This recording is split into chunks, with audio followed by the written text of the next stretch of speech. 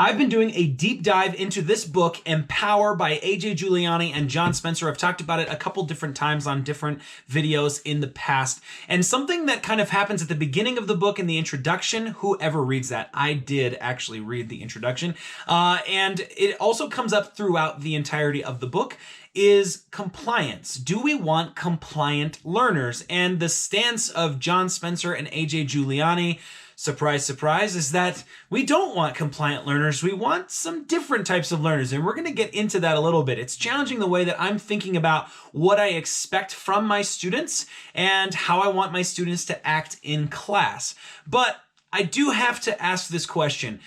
Can you imagine a classroom without compliant learners?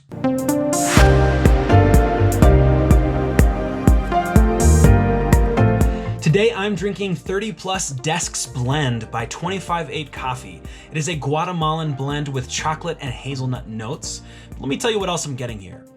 I'm getting soft, sweet, spicy aroma. It has a nice acidic, bitter nuttiness, but not at all overpowering. I really like this blend.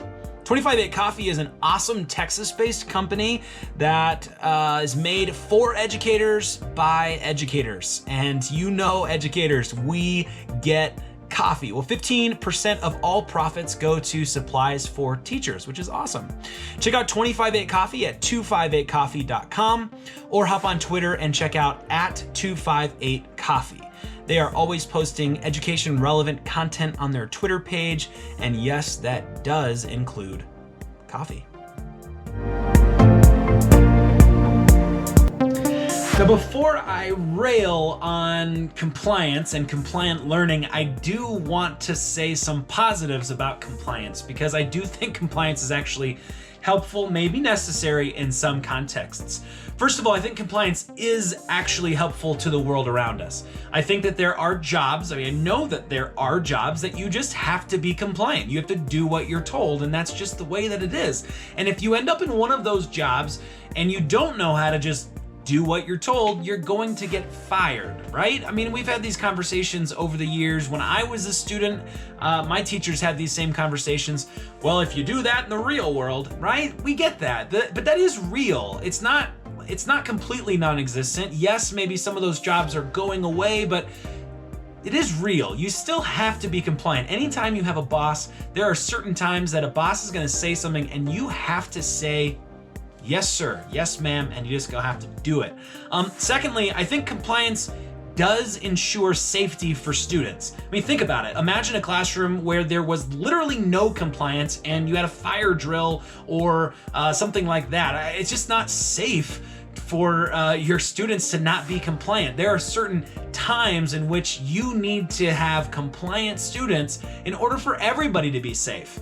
And one student being compliant means that other students are safe. So I do think just following basic instructions and saying this is what we're going to do for the safety of all of our students is a good idea. Anytime that you ask students what their opinion of the best way to do something is, you're basically saying that their opinion's more valuable or necessary than the expert's opinion. And in a situation of safety, school safety especially, I'm going to say, no, we're gonna trust, this is my opinion, you can disagree, we're gonna trust what police officers, what firefighters, we're gonna trust what those experts have to say about school safety, and those are things we are going to be compliant of. Case in point, I'm in a room right now, and I'm being compliant to my governor who's asked me not to leave my house. That's called compliance. I do think compliance is actually real. And the final way that I think compliance can be helpful is in a mentor-mentee type of relationship. I do think it's helpful in the event that you have teaching a child, for example. Let's say I'm the mentor, my child is my mentee, right? A 4-year-old needs to be told, look both ways before you cross the street, because the mentor knows more and has more wisdom in an area that is important than a 4-year-old mentee. So there are times in a mentor-mentee relationship where compliance would be helpful. I understand there's times for pushback and there's times for maybe saying, I'm not so sure about that, and asking challenging questions. But in terms of areas of expertise, sometimes the mentor relationship needs compliance because it's just literally, I actually know more about this situation by experience. That said, compliance also has some downsides, and I want to get into those, and I want to talk about more so how we could reframe, based on this book by A.J. Juliani and John Spencer, how we can reframe how we think about compliance and really how we think about learners and how they learn. Compliant learning can be disengaged and disconnected. If you think about it, when you are just sitting in a chair and you're told to do something, you care a lot less about what you accomplish with it, right? And you're not connected to the why of the learning all the time. You're often in this situation, if you're just being compliant, you're just doing what you're told. Or rather, what we see most often is students that aren't being compliant, and they're not being compliant because they're disengaged, they're disinterested, they're disconnected from why that thing matters. Lessons learned your own way are way more powerful. Think about this too. When we challenge our students to do the learning on their own and to find their way through the learning, they may, and most often, reach the same results that we would tell them to do, but it's more valuable to them when they learn it themselves through the process of failure often. It's more valuable though when they learn it themselves. I'll save all the details because this is a short video, but I caught my principal in a meeting a few months back, totally like feeding me right in, just setting me up to come up with an answer that she wanted me to have. But she knew if I came up with the solution and it was my idea, even if it's exactly what she wanted me to say, she just guided me right toward it. And I walked right into it. I ended up doing that project and volunteering for it because I walked right into it. Industries need more than compliant workers. This is another thing that I really was thinking about, and this is in the book as well, in different words, but industries are growing, changing, adapting to emerging technologies, and it's at an unreal scale. Thomas Friedman of the New York Times has written a lot about how fast our world is changing and suggested that we help students by doing the following things, help the students to do the following things to be ready for the real changing world. Number one, this is for anybody too. I wrote this down because I thought this was particularly valuable for myself, but one, think like an immigrant. Be a paranoid optimist and work your tails off. Number two, think like an artisan in the Middle Ages. I love this one. Do your work with so much pride that you would carve your name into it. Number three, think like a starter-upper in Silicon Valley. The second that you think that you're a finished product, you're a finished product. I think you get what I mean there. Number four, curiosity and passion outweighs IQ and knowledge. This one's particularly hurtful in the academic fields. As an educator, I want knowledge to matter, but the truth is the world that we're living in today is we have access to knowledge. It's really more about our passion, our curiosity, and our work ethic, right? And then number five, think like an entrepreneur. When can I find a new opportunity or a new way of doing this? Always have that mindset of there's another way to slice this piece of pie. And if you can always think outside the box like that, you're going to be fine. That's basically what Thomas Friedman had to say about how we should be preparing learners and how we should be prepared for the changing world around us. And notice none of those are compliant. None of those are sitting and saying, yes, sir, yes, ma'am. Sure, there's a place for compliance, but if you want to be successful, this is what Friedman is saying, looking at the world as it's growing. So let's talk about the classroom. because in chapter 6, John Spencer and A.J. Juliani talk about shifting students from compliant learners to self-directed learners and self-managers. Our students, they claim, will enter a workforce where instability is the new normal, where emerging technologies will take some jobs, redefine other jobs, and create new jobs. And this is a terrifying reality for the compliant learner.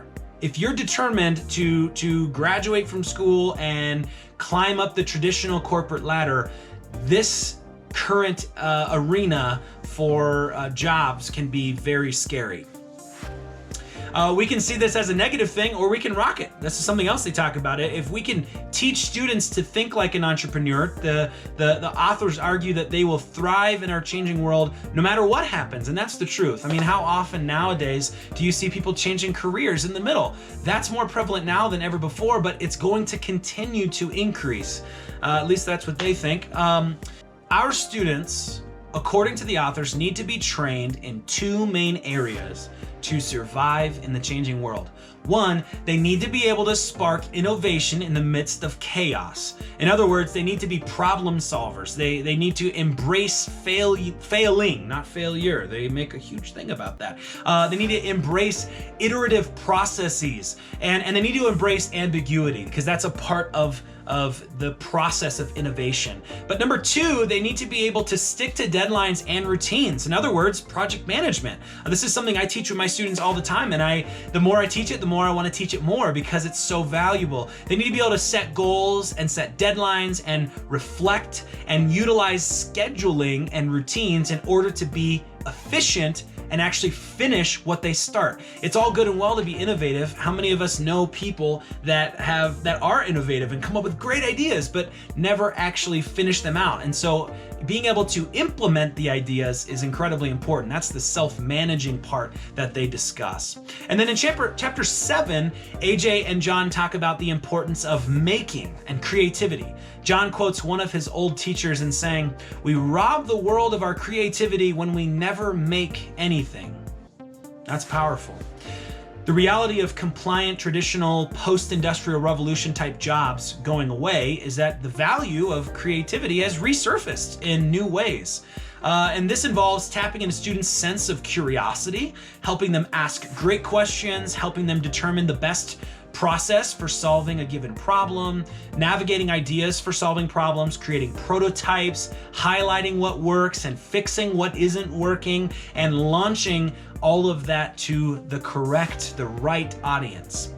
Essentially, what we're talking about here is design thinking. And I teach design thinking. I'm a huge fan. I look forward to doing some videos on design thinking in the future. But the author's point is, in order to help students be creative in the right and meaningful way, we need to connect them to the processes, the structures, and the routines that will make them successful when doing this on their own. So, that was a wealth of information. What do we do with all this? Let me first just clarify my stance here, that I think compliance is helpful. I think compliance makes sense and it fits our current world. And we're never gonna tell students that during a lockdown or a fire drill that you need to think about what feels right now. Let's put a choice menu. How do you want to handle this lockdown drill right now, right? That's not gonna happen, okay? Because that's just not how our world works, and that's not what's best and safest for all. But compliance can no longer be the end goal. And I am particularly convicted in my mind when I think about this, because compliance is something I aim for sometimes. I find myself aiming to have students just sit in their chairs quietly and do the right thing. And that feels good as a teacher. You feel like if the principal walks in, or if your evaluator walks in and everybody's sitting there doing their work, man, you feel like a rock star teacher. But that doesn't necessarily mean you are. Yikes. Compliance can't be what we're aiming at. We hear about stories all the time of famous people like Elon Musk and Mark Zuckerberg who famously dropped out of college, right? And they talk about how it's not necessary and things like that. Although tell that to the Tesla engineers. I'm sure none of them have any college degrees, right? But anyway, as long as compliance isn't the end goal, I think you're on the right path. We will lose brilliant students if compliance is the end goal. You'll have students like Elon Musk and Mark Zuckerberg fall through the cracks if you're only focused on compliance. But if we think about how we can give them creative avenues and processes for thinking creatively and solving problems, then these students will be benefiting from our education and will be more prepared for the future that's ahead of them. When compliance is our end goal, students won't be connected to the why. That's my biggest concern. The more we focus on compliance, the less students actually understand why that matters. It becomes a because I said so kind of classroom, and you don't want a because I said so kind of classroom. I don't think you do. You wouldn't be watching this video still if you did. And I think we'll miss out on an amazing opportunity to impact our students. So, my challenge to you is, first of all, go out there and read Empowered by John Spencer and A.J. Juliani. It's a very, very easy read. Lots of great stuff in there and good resources that they can connect you with as well. But secondly, think about how you can change from teaching students to become compliant learners to teaching students to be self-directed, self-managing learners. See you next time.